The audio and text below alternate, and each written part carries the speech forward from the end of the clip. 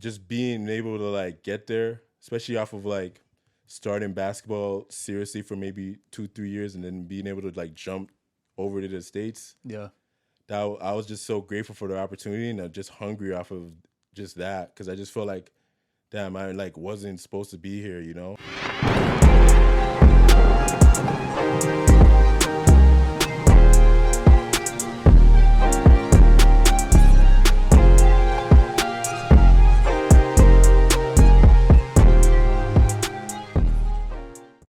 What's up, everybody? Welcome back to another episode of the Clouded Thoughts podcast. As you guys already know, I'm Deem. I'm Rye.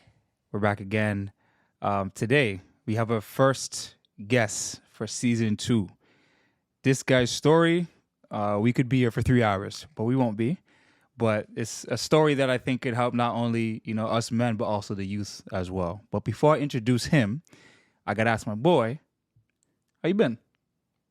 Been good, brother. Yeah. You know, we're here again. Here again, another episode, man. I feel like we're finally making progress. Mm-hmm. Everything's coming together, so Slow and steady, but we're doing our thing, man. exactly that. But yeah, no complaints, my guy. Just happy to be here. Mm-hmm. Chop it up with y'all and get to talking. I'd like to hear that, man. What about yourself? No complaints on my end either, man. Okay. Been good. Well rested today. Home is treating you well. Home was treating me well. It was National Boyfriend's Day yesterday. What'd you do for that? You got treated right? Lobster and shrimp and all that? Nah, man. Didn't do anything. I got to post on Instagram, though. Okay. I mean, It's a good thing, right? Hey, it's better than nothing. it's better than nothing still. I'm appreciative of my guy. It's all right. But It's the anyways, recognition that counts. exactly, bro. But anyways, man, this guest right here, man, me and him go way back, go to our college days. He's a professional basketball player, a CEBL champion at that too. That's a big stamp. Got to put that there too. Former D1 player, but his basketball journey, man, would not only give young athletes some perspective that they might need, but also just men in general in terms of his perseverance, man. Ladies and gentlemen, we have Prince Oduro here on the episode. How you doing, man? Good to be here, man. This one's long overdue, fam. Fam, long overdue, man. How you been? Been good, man. I'm just healing up, but Yeah? I'm chilling, bro. I'm good. That's what I Good like to hear, spirits. man. That's what I like to hear. But yeah, man, thank you for coming on the show. I know your arm's a little banged up, just had surgery and whatnot. We'll get into that. But, usually here on the podcast, before we get into any questions, any in-depth conversation, we got to ask you more about, your journey. You're a professional basketball player. That's not an easy feat. You've had some ups and some downs. But, just take us through, the journey we'll go from high school Let's go, okay. all the way to, your professional career now. So high school, I think I have a unique hooping experience and journey per se, just because I started like pretty late. Yeah. I started on Yace, 9th grade. That was like my first time ever playing like organized basketball or anything like that. So I was like a fish out of water, Yeah. but I knew I wanted to get better, and I was just elaborate. I was working out like, God knows, like waking up 6 a.m., go to school practice, have practice after school, then go to Yace. Then I might come back to the neighborhood and play the older guys. Mm-hmm. So my whole day was about basketball, to be honest. That's kind of how I approached it, to catch up to everybody else. Mm-hmm. And I went from Yace, ended up on Canada Elite like 2 years later. Mm-hmm. So by the time it's like time for AAU offers and stuff like that, and that's kind of how like I got my foot in the door with basketball. That's when I knew like I could really do something. Because at the time, they're like, the circuit was really big. UIBL, Yep. Adidas, Under Armour. So just even being on a circuit team, especially in that time with the momentum that was going on with like Canada basketball, was like really big. Mm-hmm. And from there, I ended up going to Siena. So that's how me and you met. Mm-hmm. And I went to Mississippi State after, South Florida, and Detroit Mercy. So I went to 4 different D1 schools. And honestly, for me, I think my story was kind of just not giving up. No matter what people are saying about me, no matter like what's going on in the outside world, I was just like kind of owned in on like what I thought. And I also was kind of used to that feeling of just being at the bottom, like from the hood. I didn't really have much opportunities. My parents are immigrants. my mom damn near raised me in the shelter like when I was first born. Mm-hmm. So nothing was really ever given to me. So I think that aspect kept me going during like all the hard times when I was D1, Mm-hmm. just to like keep that belief and just keep working no matter what was going on, and ended up working out for me. You know, I ended up getting a chance with Brampton Honey Badgers, and that's how I like got my foot in the door with the pros and stuff like that. And Mm-hmm. I've gone to play in Finland, Germany, Italy, Hungary. So I've gone to travel. I got to play in a senior men's national team a couple times for a couple windows. So yeah, I just stayed down, man. To be honest, Adjust your mic a little bit. Oh. Yeah. Yeah, to be honest, I just stayed down, man. Like a lot of things didn't go my way, but I'm kind of just. I would say I'm like delusional. Mm-hmm. I like to be like a healthy delusional. Like I don't really care what anyone else saying. Yeah. It's more about what I think, and you know I'm willing to put the work in. So this is how I've been rocking. Yeah. It's been working out for me. That's good, man. That's good. And that's a very, very quick synopsis of your whole entire because story, man. to talk about it, we gotta like go into. We'll get there step by we step, gotta go, but yeah. you know, I'm happy to hear you share to the public. I mean, I know, but in terms of other people knowing, you know, your perseverance, man, Yeah. And getting to where you got to. And I know you mentioned early on in your story, which I want to get to, is you know you started basketball late, Yeah. right? And that's not easy for a lot of athletes in terms of starting the game late because there's athletes before you that you know they got a head start. Yeah, exactly. So how are you able to kind of, you know, hone in on your skills and actually understand and learn the game to the point where, you know, you're like, you know what, I love this, I understand it, you know, I want to pursue this. At what age do you feel like you clued in, like, you know what, I can actually start doing something with this? I want to say like right when I got to high school. Yeah. I think the summer before I got to high school, I just was that's when I really developed a work ethic. I was working all summer and I seen how much better I was getting, and then I also like got a growth spurt coming into the 9th grade. So I was like, damn, like you know I gotta lock in. And honestly, another thing too, I just feel like hooping is like very cutthroat, you know, like especially if you're trying to make it as a pro. Yeah. So for me, starting late and like playing already like on a team like Yace or like, you know, a known rep team type of thing in the city, is just like there was competition every day in practice, especially a gym like Yace. You know, if anyone knows that team, CW Jeffries. you know, on the West End, CW Jeffries, you know how it goes in that gym. So it was good for me because even though I was like a fish out of water, it's like I had to get it right immediately. I wanted to, and I was like obsessed. So I just like worked so much. That, I would say that was the biggest thing, man. I just really was willing to outwork everybody. Like I just didn't care. Like I just really just was about the work. I was also fine with not being good. I think that's another thing. Yeah. Like being real with yourself and accountability. Like I knew where I was at. Yeah. So I think that's how I was able to move forward because I accepted my reality and I was like, okay, this is what I gotta do if I say I really want to do this type of thing. Yeah. That's a big part, though, holding yourself accountable and Yeah. being real with yourself. A lot of athletes, I think, especially younger athletes, they have that delusion that you talked about, which is a good thing because you gotta believe the most of yourself. Yeah, But you also have to be real at where you are. exactly. Right? Yeah. You can never really, you know, not hold yourself accountable because then you're not gonna be able to grow. Yeah. So if you know where you are, you know what you have to work on, you know what you have to build, and that allows you to work on specific parts of your game. Even though when you're younger, you got to work at everything, right? But that allows you to work at specific parts of your game to understand, like, I need to fix this to get to this level, right? But it's good to know that you had that kind of accountability and the understanding from a young age, even when you kind of just, you know, first stepped into the basketball scene, right? Big time. I'm just listening, man. Yo, it sounds like y'all just catching up. I'm here, bro. so. But I think not one, but I think the biggest component of all this, kind of just to kickstart for you, is your hunger, Yeah. right? Sure. And you got that, I think, from your neighborhood. Yeah. Speak about, you know, coming from where you come from and actually getting to where you are. How rare that is. Yo, to be honest, what's crazy is like all my friends that I grew up with, like obviously I have this movement Havoc City, like all my friends that I started with, like it started on some basketball stuff, and you know, guys take different paths obviously because life, especially when you're in the hood, it just hits you differently.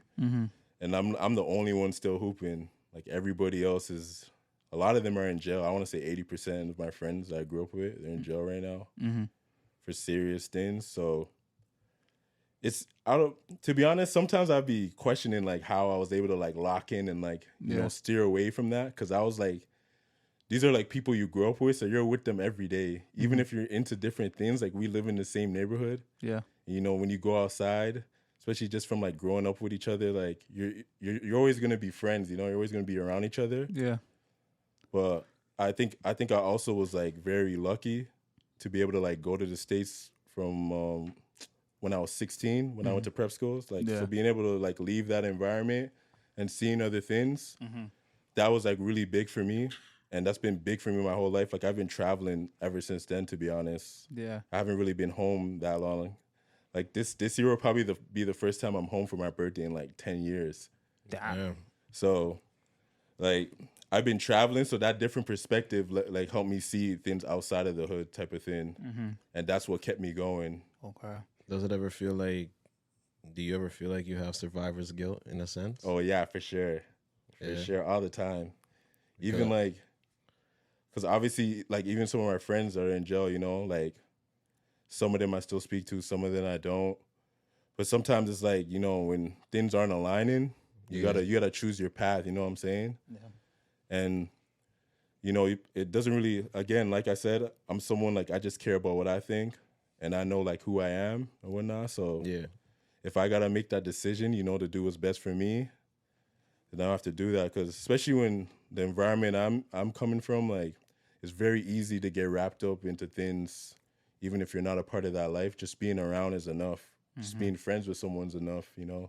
Just even being from like a certain neighborhood is enough for someone to have a problem with you or you to be in an issue. So that makes you a tougher kid though, because you know, you understanding like, you know what, like my path might be different, and that's okay. Because being that young age, you get influenced easily. Yeah, for sure. Right, your friends can be very influential. What they're doing is very influential. You want to be a part of that. You know, a lot of us when we're younger, we have FOMO. We want to be involved in everything, exactly. Right? So for you to be, you know, understanding of yourself that much that you thought, you know what, I know what I kind of want, and I don't really want what's going on over there, so I'm gonna go this way, even if I have to go alone, right? And that's tough to do, right? Especially at a young age to do that. Yeah. Because, you know, we've all, I think, been there where we come to a crossroads where it's like you have to choose this or you choose this. Yeah. Right? And you chose to go down a route that wasn't the easier one, but it was the one that you felt was best for you. So that's big on your part for understanding that of yourself and being able to do that. And then the survival's guilt part is, you know, I'm not in your shoes. I'm from the suburbs. I'm not from the hood. But OJ... but really, obviously,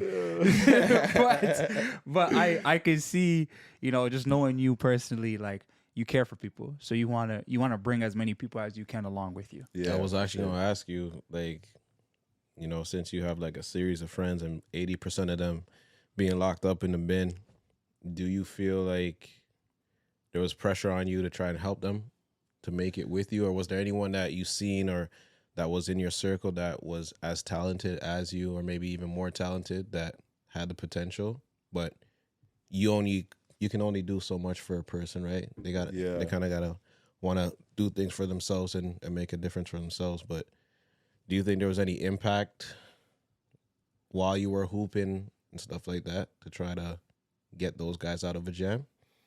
Like, yeah, this topic is always tough for me because it's like you never want to see your brothers go through something like that, especially jail, or like, you know, just whatever comes with that street life, you know, like like it's so glorified now, especially with music. And then, like, but yeah, we gotta keep it a stack though, because when you think about it, it's like at the end of the day, everybody makes their bed, they gotta lay in it. Yeah. Right. So it's one of those things where if you look at your guys and they're like, yo, I'm choosing this, it's like, yo, this is what I'm choosing. But obviously being the person that you are, you know, you surround yourself with people like Deem.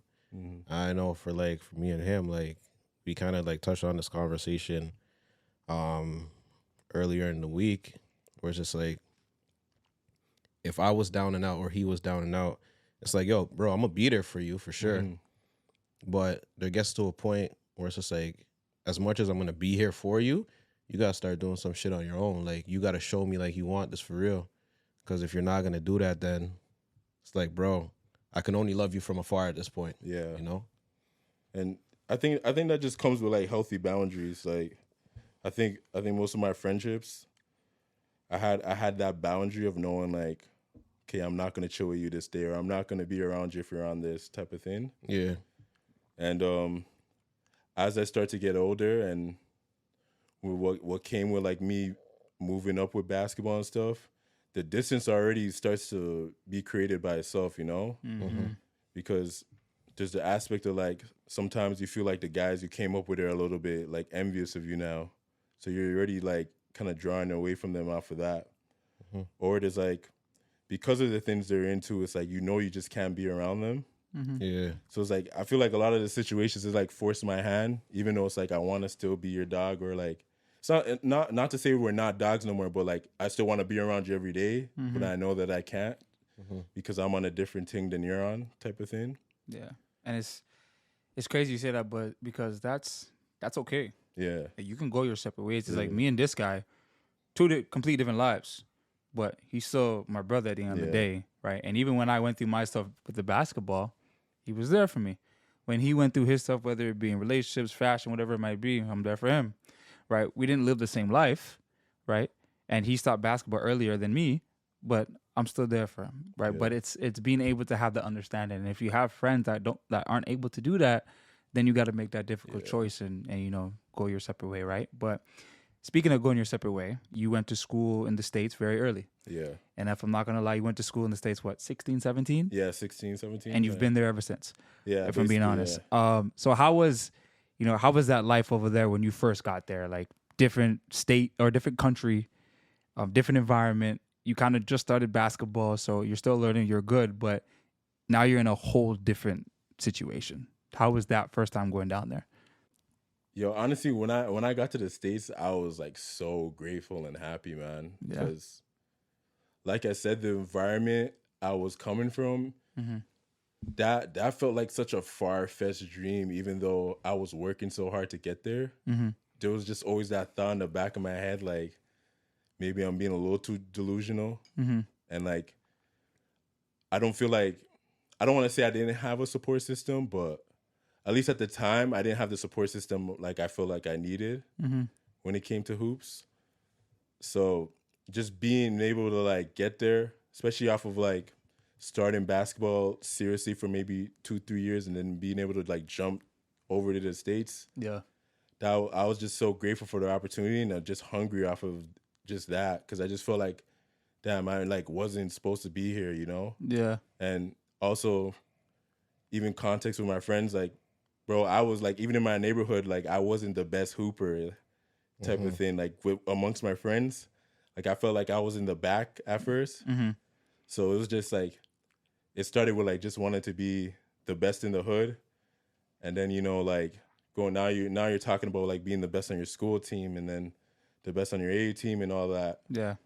So That's just a credit to your work, though, man. yeah, so I was just really grateful. Yeah, bro, because hard work beats talent when talent fails to work hard. Shout out to OJ behind the camera.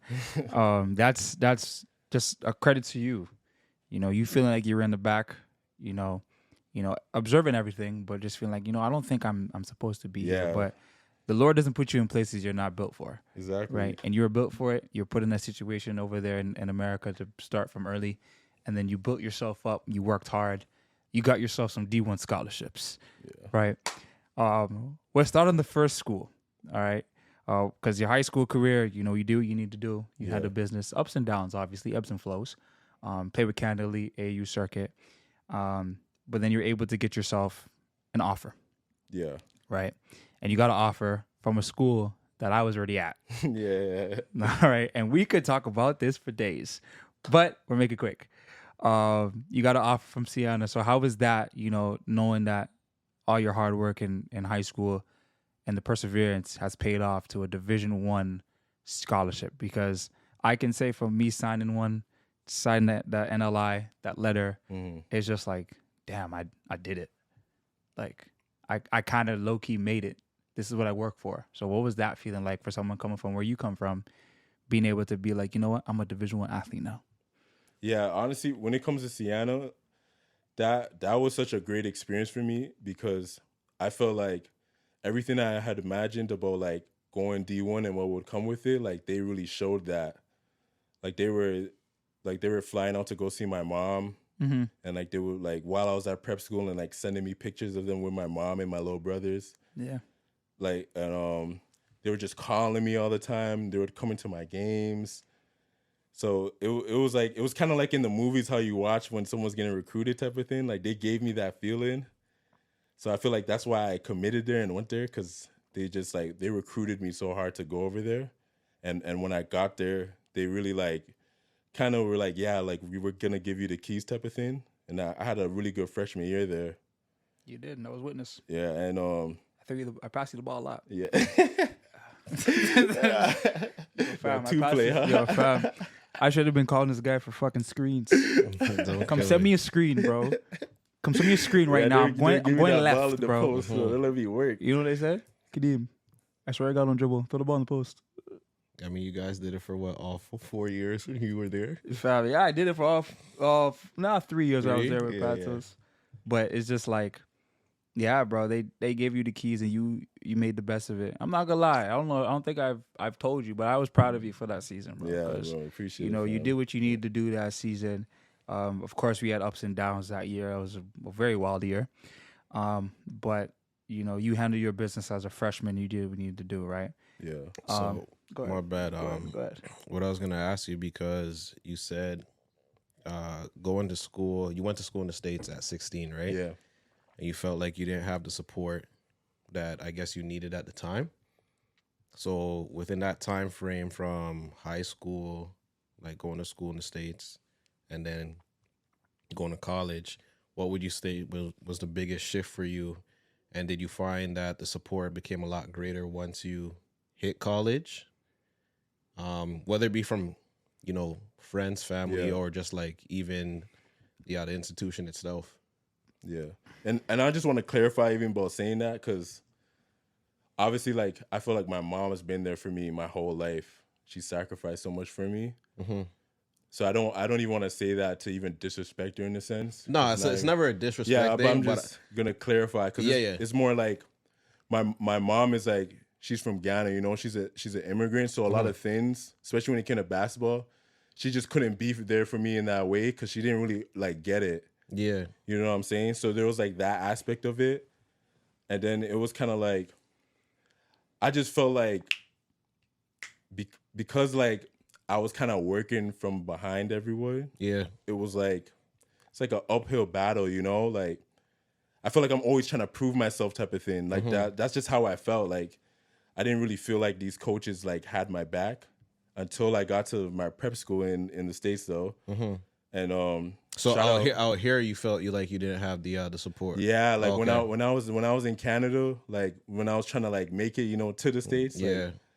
I just felt like it was like too political, you know, type of thing. Like For sure. coaches already have their guys. I think that comes with sports though. Like, Yeah, I look at it like, even in a workplace, you have your go-to people. yeah, You have the people that you want to be the face of the company or your superstars and da da da da da. So I understand trying to like at least make yourself noticeable in Yeah, a sense. yeah. Like, yo, I'm here. Like, I'm really doing something. So to kind of like, you know, still touch on the support. It's not to say, you know, your mom didn't support you because, like you said, you know, being an immigrant parent, obviously kind of learning this system for one, and putting you into basketball and all of that. It's just like, you know, it in a sense, it might, in her eyes, it might look like, yo, she's throwing you out into the wild in a sense, where it's just like, I hope this is the best decision for my son, right? Yeah. So aside from like parents and stuff, do you think you were looking for support anywhere else? And if so, like, where would you say it was lacking, or what were you looking for in regards to support at that time? Like I think for me it's just more of like kind of a father figure type of thing, because I never had like a real relationship with my real dad, and then me and my step pops didn't really have the best relationship either. Fair. So I think that's what I was missing, because I don't know. It's just, especially when you're a man, certain emotions, you need a father figure type to like push you or like help you in those scenarios. Yeah, so you have like a better understanding because it's Yeah, like they've been through that already. So in in your eyes, it's like, yo, I'm going through something. You know, you're my pops. You got years on me, of course. So yeah, like, what do I do at this stage in life? Are the things that I'm feeling, am I supposed to be feeling this? You know, exactly. Yeah, is it suitable for me to be feeling like this at this time? So I completely understand, um, not having that, how it could affect you in that sense then. yeah. Like it was that, but that's what I'm saying. Like my journey, I'm just very grateful about it because the high school I went to, my high school coach Kyrie Wilson, shout out to him. Like that's like a real father figure in my life. Like I feel like I was really blessed to meet him, and I needed to meet him because he really showed me like that fatherly love and guidance. And like he, even to the point when I first got there, we had like a team house, and I ended up like moving in with like him and his family, and they just like really brought me in like family. Like I had to go to Thanksgiving with them, family events. Like he really treated me like his son. Yeah. And even to even be eligible to go D1, I had to do some summer classes. Yeah. So I went to like spent the summer with him too. And like, bro, he was really taking care of me, man. Like buying me food, like really like just treating me like his son. Or like wake up early in the morning to work out, like really pushing me every day, just giving me like real talks, seeing things in myself that I didn't see in myself. So I feel like that's actually what helped me really make it with hoops, because I was like I needed that for sure. I think in my career that was like kind of the missing part Yeah. until I got that. There was Yeah. like that self-doubt Yeah. that I didn't have. Like I had that a reassurance issue, I feel like, that he gave me. So that was really big for me. And that's why I spoke on the support system thing. But like once I felt like I had that support system, it was great. Because like even when I left Siena and went on my visit to Mississippi State and UMass and South Florida, actually, he's the one that like went with me. Like he went as my parent. And That's I remember big. even on senior night at the high school, my parents couldn't make it, and he walked out with me like he was my pop. So Fam, that's big. Shout out Coach Kai, man. yeah, I've never met him, but I know myself and you have talked about him. So shout out to yeah. him because Shout out Coach Kai, man. I know for me and Ryan, right, it's like our pops have been there, right? So I think at times, even myself, take it for granted, knowing my pops has always been there. Like you've met my pops. Yeah, My pops of hasn't course, missed yeah. shit for me, bro. Yeah. High school, elementary school, soccer, basketball, college. He's been there for everything. Surgeries, everything. Right? And I think in the moment you're like, you just expect your dad to be there. Yeah, exactly. Yeah. Right? But then hearing for you, it's like you have someone that's not even your pops that's there and you're appreciative of it. And I think for me, I'm not saying I'm not appreciative of it, but I think I took it for granted a little bit, knowing like, yo, my dad has been there fighting for me every step of the way. When coaches did me dirty, when I got injured, when I needed shit done, when I wanted to play the game, always there. Never missed a step. Right? And it just shows the power of having that father figure there and how much we need it as young boys, even as grown men now.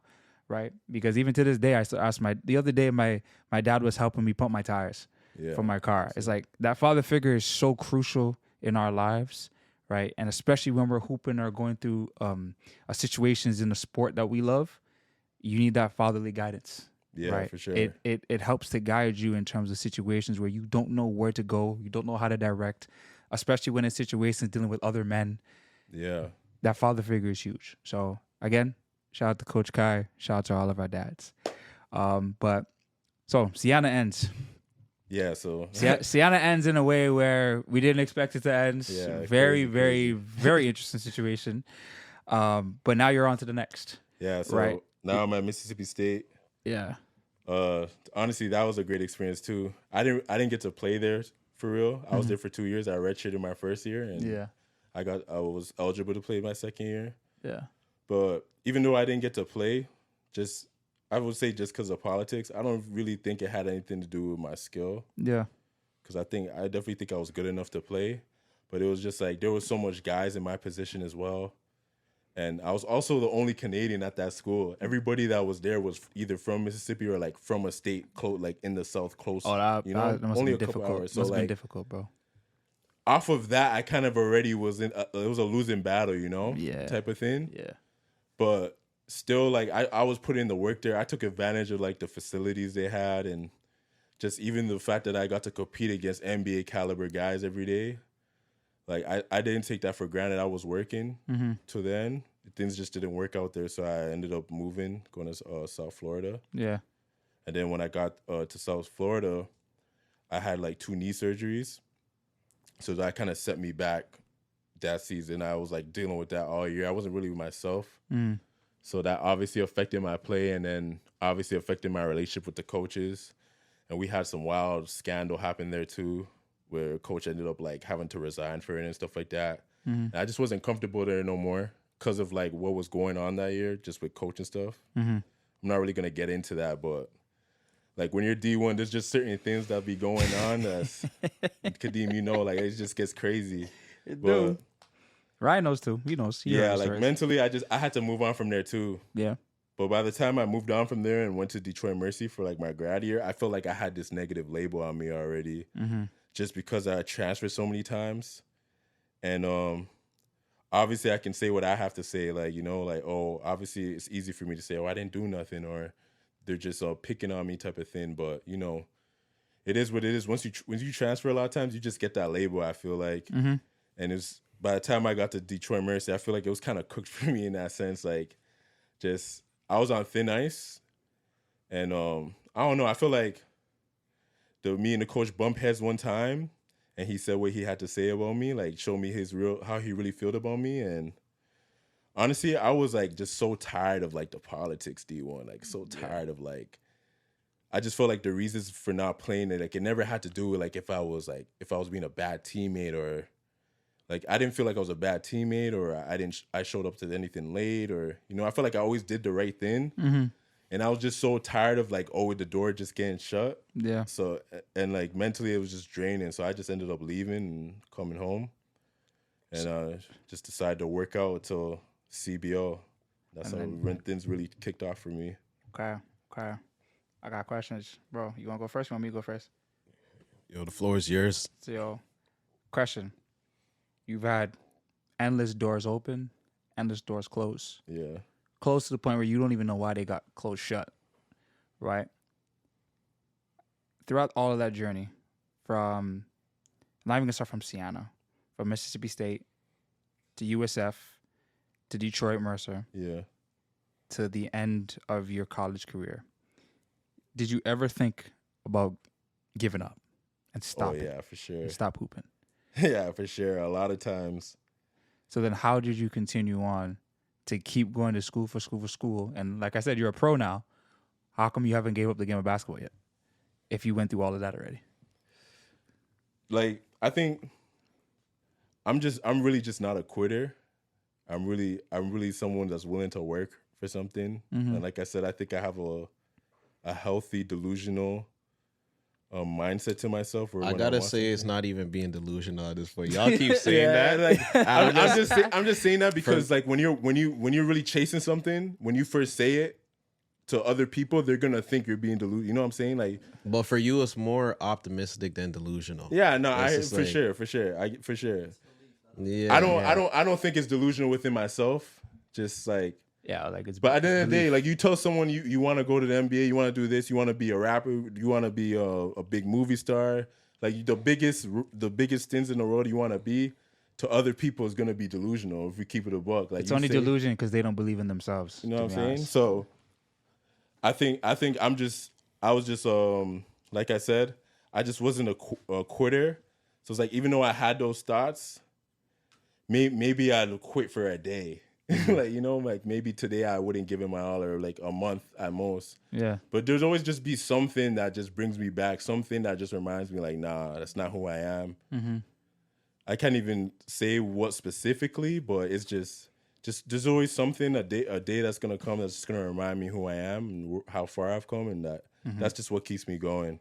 Yeah. Because I had to ask, bro, because you had some stories where it's like, You go to one school, you think it's gonna work out, doesn't work out. You go to Yeah. another school, think it's gonna work out, doesn't work out. You go to another school, think it's gonna work out, doesn't work out, right? And I know there's a lot of kids out there, especially in today's today's environment, especially in the D1 life.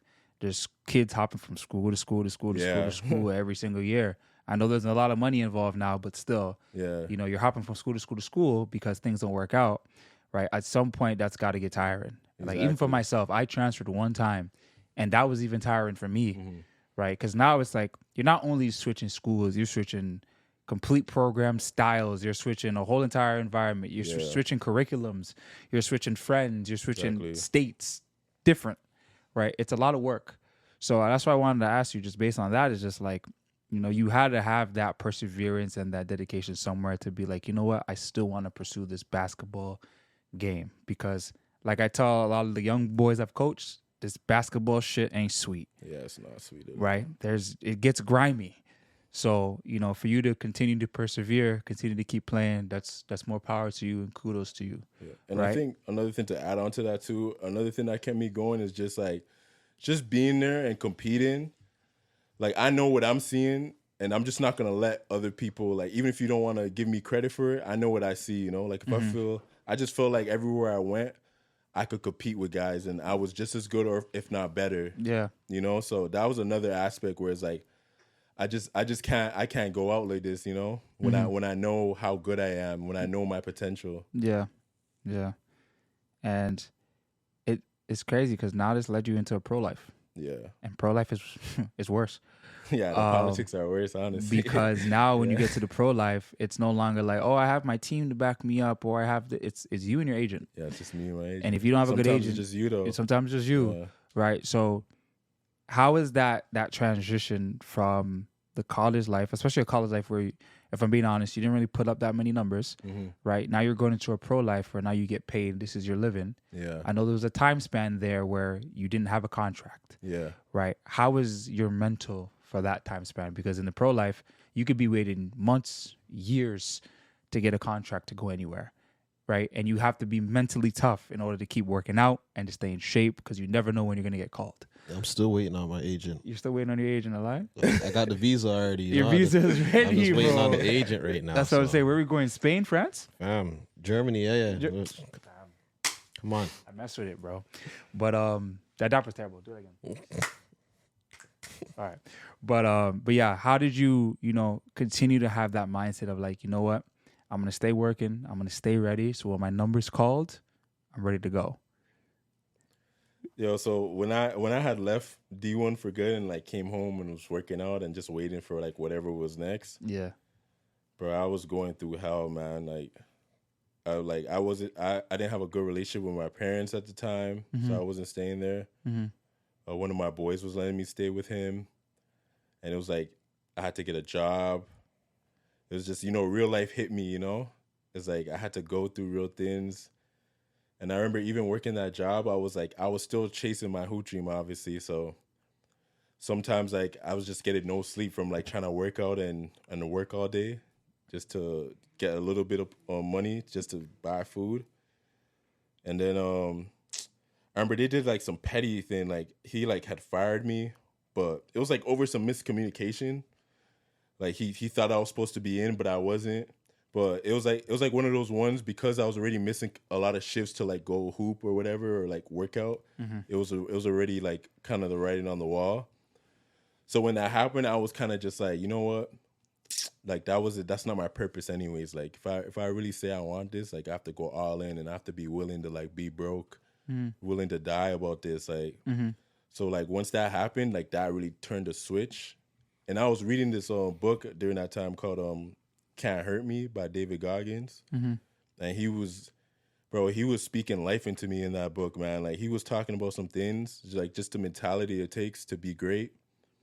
And like he had this thing, excuse my language, like ignoring your inner bitch, like, and that just like that really like resonated with me, like just not giving yourself that excuse, because he would talk about in that book how like people only miss their greatness because of the excuses they make for themselves. Like they'll say something's too hard or whatever the case. Like there's always a reason why something's hard, but it's like everybody's life is hard, you know. And like the only people who are gonna get what they want is like who are able to ignore that and sacrifice and really like willing to die about what they want. So like just reading that book during that time and that happening to me was kind of like perfect timing, and I just really got to it. That's what I just turned into a different monster. I feel like there was just a different intensity that I gained from going through all of that. Mm-hmm. And that's like really what's helped me in the pros. To be honest, I feel like the pros has been easier for me than high school or college. I feel like in high school and college, I was good at basketball, but I wasn't as conscious. Like now I understand life more and I'm like more conscious. So I feel like I'm just better at working harder and reading the game and just reading people, and all these little things that's happened to me, I've experienced over this journey, just made me so much of a better player. Yeah. So I feel like that's why my pro career, I've been able to like, I've had some good years and played on some good teams, got to play on the national teams, things like that, because just that intensity that I gained and hunger I gained from this journey just really helped me, really gave me perspective on how to move. Yeah. Nah. Your journey definitely gave you a different perspective on just on the hoop life, and I think that helped you navigate. Yeah. Right. And I think, the pro life is more, I mean, it's not everything's in your control, but the pro life is more in your control. Yeah. Right. College life, high school life, you're more looking at other coaches like, get me here, do this, and tell you what to do. But pro life, you're a man, it's you. You necessarily don't need an agent. Yeah. You get it because it helps you, but it's in your hands. Mm-hmm. Right. And I think it being in your hands allow you to, maneuver a certain way and allows you to, do what you need to do and get you where you want to go. Right. Agreed. Yeah. So I know what we've been talking about has been pretty heavy. Yeah. So let's get to the good parts. Yeah. Let's get to the good parts, man. We've had a lot of ups, a lot of downs. Bro, you have done something that not everyone can say they've done, right? You've been a champion twice in your life. Yeah. One time for Team Canada with RJ Barrett. I think you guys were the first Team Canada team to beat USA. Team. First and only team. Yeah. And that was, what was that, FIBA U18? U19. FIBA U19. And then you're also a CEBL champion with the Honey Badgers. So speak on those two scenarios and how the feeling that you got where it's like you won a championship for your country, a gold medal for your country, I should say. And then you also won the first championship for a CEBL team in its history. So speak on those two, accomplishments. I think first, like the national team, so like great experience. Probably one of my favorite hooping experiences for sure, just because for one, we got to go to Egypt, and that's just like a country that's like, I would have never went to Egypt if it wasn't for basketball. Yeah. So just going there and getting to experience all that culture and seeing those things was like great experience in itself. And then also just the basketball aspect of it was like, again, it was just something that crossed off the list that I was dreaming of doing. Mm-hmm. And I was there with like a bunch of like really good guys, had really good names. Mm-hmm. And just being there gave me more confidence. Like it showed me, I was like, okay, like now I'm like one of the better guys in Canada. Like I know I can compete with these guys. Mm-hmm. So I just took advantage of that opportunity. And I also want to shout out Coach Roy Rana, because he was our head coach. Mm-hmm. He really gave me a chance. He really like believed in me. Mm-hmm. He pulled me aside from day one and like told me, like, he was just like, yo, I see this fire in you, and that's what's gonna get you on this team, and I'm gonna need that from you if you're gonna play. Mm-hmm.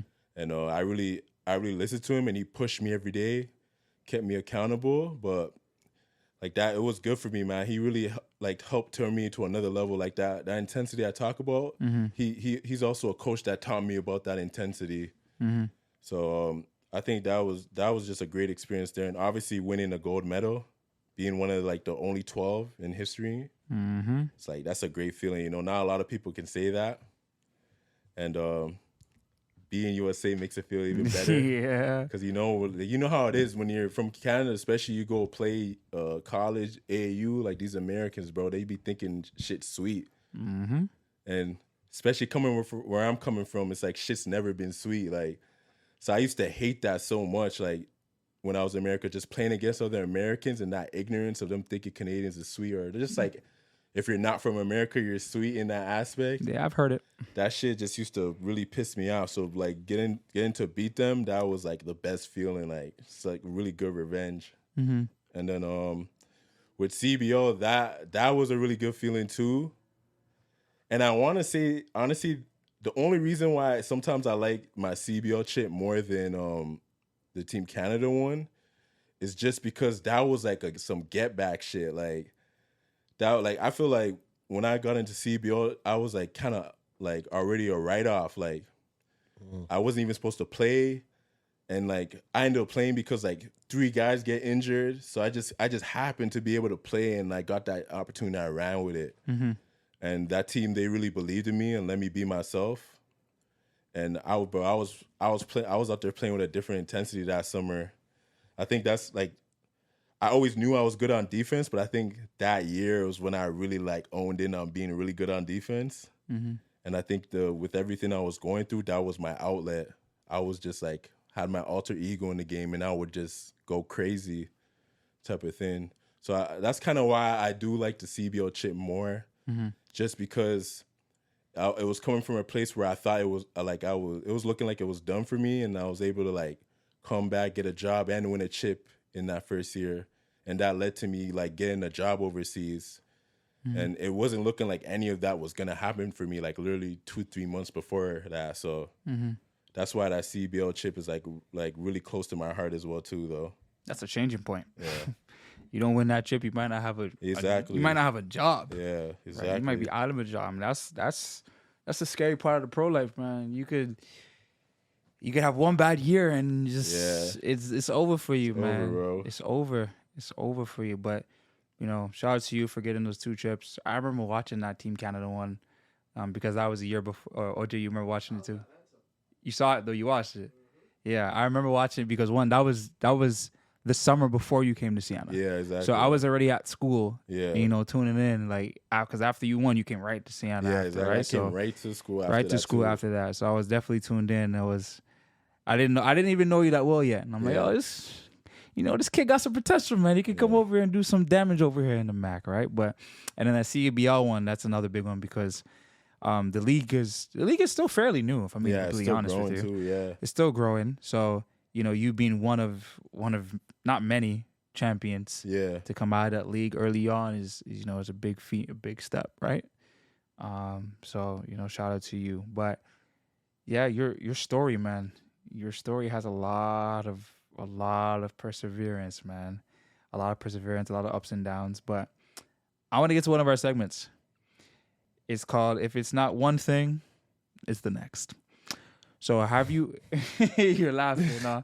That's a phrase me and him use all the time where, you know, there's a situation we might have where it goes wrong and we're just like, yo, like again, like if it's not one thing, it's the next. Yeah. But the little spin on it we have here is that, you know, you had a situation like that, but you made the best of it. Yeah. So out of everything you've been through, what's one scenario you can think of where, you know, it was another like, here we go again. Like if it's not one thing, it's the next. And it's not limited to ball, by the way. Yeah, it's anything. Yeah. It's just life in general. Yeah. It could be as simple as like, yo, my phone just got cut off and yo, now I got a flat tire. Bro, get off of the mimosas. Or you drink mimosas, whatever is clever. We should have got some mimosas on here for Deem still. Bro, what are we doing, bro? By the way, when we posted that, a bunch of people DM me and said, Deem, it's okay, bro. You can drink your mimosas. I drink them too. So both of you kick rocks. Bro, I wasn't judging you. I'm just saying, bro. Bro, talking about even better. T. Let me find out. You guys suck. You guys suck. Talking about T. Yo. Deem got his mimosa like, you better clock that. So this is an example of if it's not one thing, it's the next. You see what I'm saying? Because there you go. We move. So what's a scenario, you know, in your life, basketball life, personal life, where if it's not one thing, it's the next, but you kept it pushing? Yo, I've had so many of those. I won't even lie. Which one comes to mind? Yeah. I've had so many of those. Bet you anything is a gal story, bro. He's trying to avoid that. The gal story. I It's like. a gal story. for Gal real. story? Nah. Yeah, it's a gal story. It's a gal story. It happens. I've healed from all those traumas. I'm We blessed. could, all tee of us could get into gal stories. Everybody heals from And those you guys traumas. were, you guys were, wicked out here, though. you guys were both there for my shit. We're not gonna get into that, but you guys were both there for that shit. If it's not one thing, it's the next. But yo, yeah, give us a story, P. What you got for us, man? Honestly, maybe when I was like leaving. Actually, no. This is what I'm gonna say. So, because this ties back to this sling on my arm. So when I left Detroit, literally like a couple months before I was leaving, I had hurt my shoulder lifting because they just had me doing crazy shit, and I took a little time off and it got better. Mm-hmm. And then I started working this job. Like when I was working, getting ready for CEBL, one of my bridges in the hood, he has like a landscaping company. So he hooked me up with the job and whatnot. Mm-hmm. And I was like using one of the machines and it like yanked my shoulder a certain way and it like kind of popped my shoulder out of place. Mm-hmm. And it like re-aggravated my injury. And like ever since then, my shoulder's just never been the same. And that was kind of like the if it's not one thing, it's the next. Mm-hmm. Because it was like I was literally preparing for CEBL. And to be honest, that injuries kind of changed the way I had to play. I had to approach like how I was gonna make the team a little differently, and that's when I owned in on like being a really good defender because I was like, okay, like I know my offense isn't gonna be that blessed right now because my shoulder is marsh, so I gotta figure it out. You know, I still gotta be valuable. Still, like they still gotta like play me essentially. Mm-hmm. So that was it. But again, like. My back was against the wall, and I knew I had no choice. So I'm like, okay, I'm gonna play through this, and I'm gonna make it work. Like, Damn, just that one thing is the next, bro. Do you have another? Do you have one? Listen, I ain't got nothing, man. Because Life has been good to me. Please. I can see that. Because, yo, him talking about injuries, bro. If it's not one thing, it's the next. I remember blowing my knee and then blowing my shoulder in the same year. Yeah, bro. Like, injuries, bro. That's like, especially when you're an athlete, injuries are like. What is that? What is that? What are you doing? Those ones? Those ones? Bro, you see what I do with on our own podcast, bro? Yo, rewind. He's blowing his what out and his what out? My That's knee? crazy. I blew my knee out and my shoulder out. You guys are the worst, bro. Fix up. Both of you fix up. Let me guess. You blew out candles on your birthday too. I didn't. I have proof that I didn't do that, actually. Okay. Shout out to Slime. Okay. Yeah. It's crazy work. But nah, man. It's just, yeah, if it's not one thing, it's the next. You know, you got to keep it going. You got to keep it pushing. But, you know. I'm going to say this. For you, it's always going to be the next. Because as long as I'm around, bro, please. What does that mean? You're gonna hear from me. What does that mean, though? Listen, I'm gonna always roast you. OJ too, please. Oh, you gonna roast me too? Like OJ said before we started, the butt of the joke, bro. It's all right. It's all good. They also come to me for advice sometimes because you know OJ. Now you're OJ. You're also 40 years old. I hope you figure it out. Oh my god. So at the end of the day, psychology major here. Those ones got experience. Experience. Taking advice that I gave him. But okay. Anyways. But nah, P, that's big on you again, man, throughout your story and your journeys.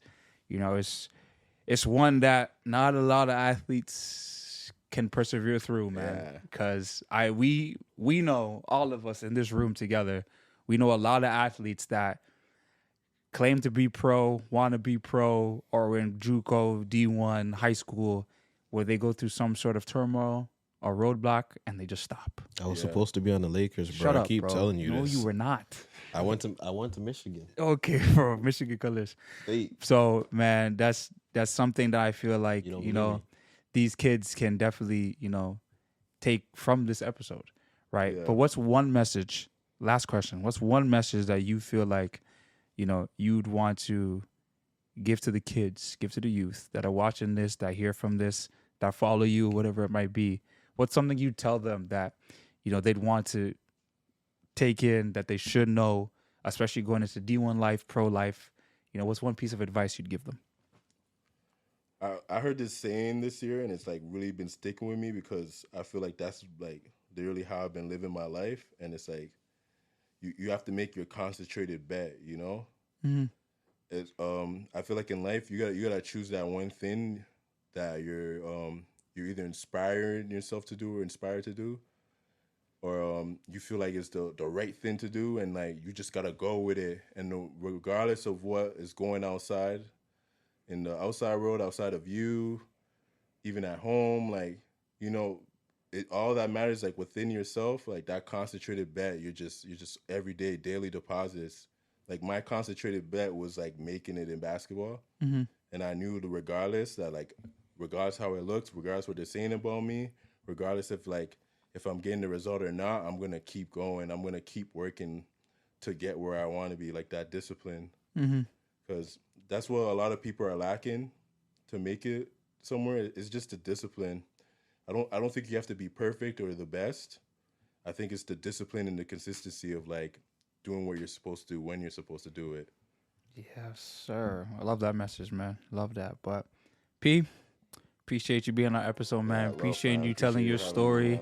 man. Definitely one for the books. Definitely one that a lot of people can probably take from this. Wish you nothing but the best. Hope that shoulder heals up soon and you're back out there getting some more pro deals and playing in the CBL again. Sure. But for everyone tuning in, thank you guys for listening. We appreciate you guys. You guys can find us on Instagram, TikTok, YouTube. Subscribe on YouTube, the Clouded Thoughts Podcast. We're coming up with episodes maybe every other week, coming out with clips weekly. So tune in, follow us. You know what to do already. Big Time, got anything you want to say? Brother, appreciate you getting on the show, sharing your story.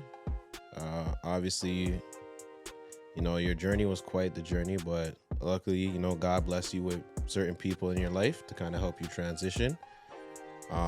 Not only in the ball world, but as becoming a man, you're able to, come across a father figure that helped you grow in that aspect as well. So, it's big on you. You looked in one direction, you said, I'm gonna just keep going this way. So good on you. Proud to hear that, you made it thus far, and just keep going. Love, man. Appreciate you guys, man. Of course, man. And with that, this is the Clouded Thoughts Podcast. As you guys already know, I'm Deem. I'm right. I'll let y'all. Peace.